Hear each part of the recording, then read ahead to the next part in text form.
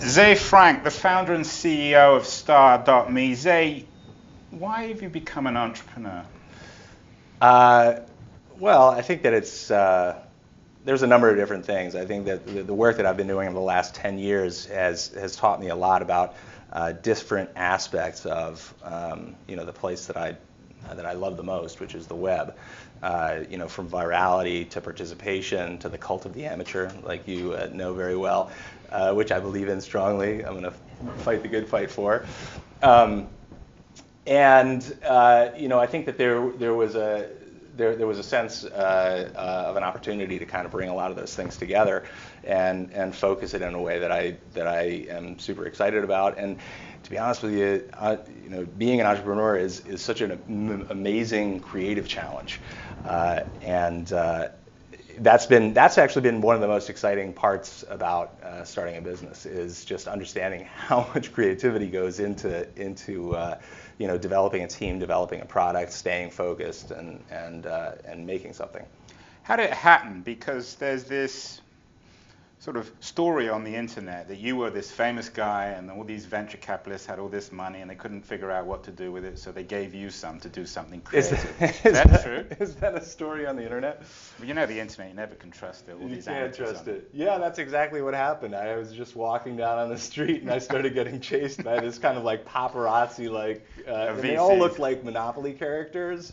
They all had canes and monocles and they just started throwing me money. Exactly.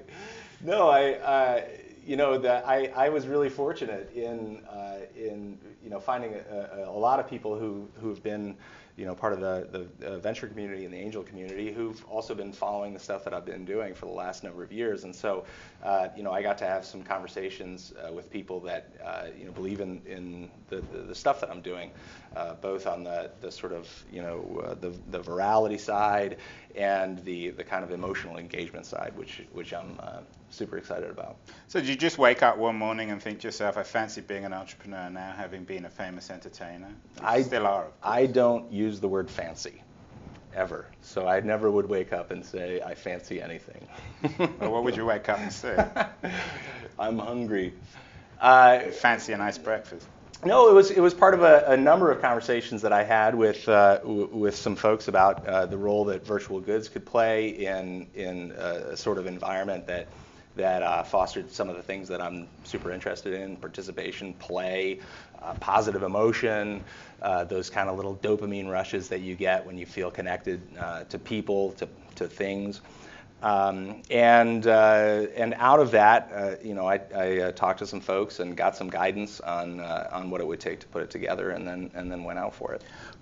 I can understand you having an idea. I can understand your vision, but what about the CEO side? What about it? It's hard work, right? It's very hard work. I have to, It's been a really interesting transition from being outside of the space and making fun of a lot of the verbiage that's used in the space, the vision and all these sorts of metaphors that get tossed around organizing a company, around motivating, about focusing, all those kinds of things, and realizing that there are manifestations of a big practical problem, which is when you have a number of bodies in a room and you have to come up with something basically out of thin air, and that is the case in virtual startups. It's an amazing creative challenge, and I have a ton of respect now for a community that I thought was filled with a lot of hot air. You doing a good job? Am I? Do you fancy yourself?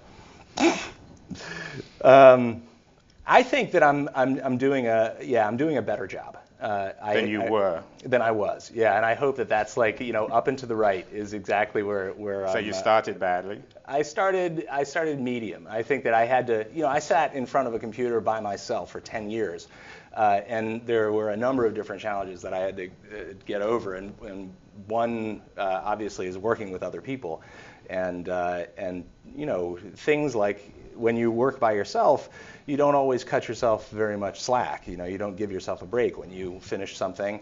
You don't really stop and say, this was a great job, you did awesome. You kind of just move it on and you keep going. And I think that appreciation and really kind of drawing the best out of people and keeping them focused on the things that they're doing really well is a skill set in and of itself.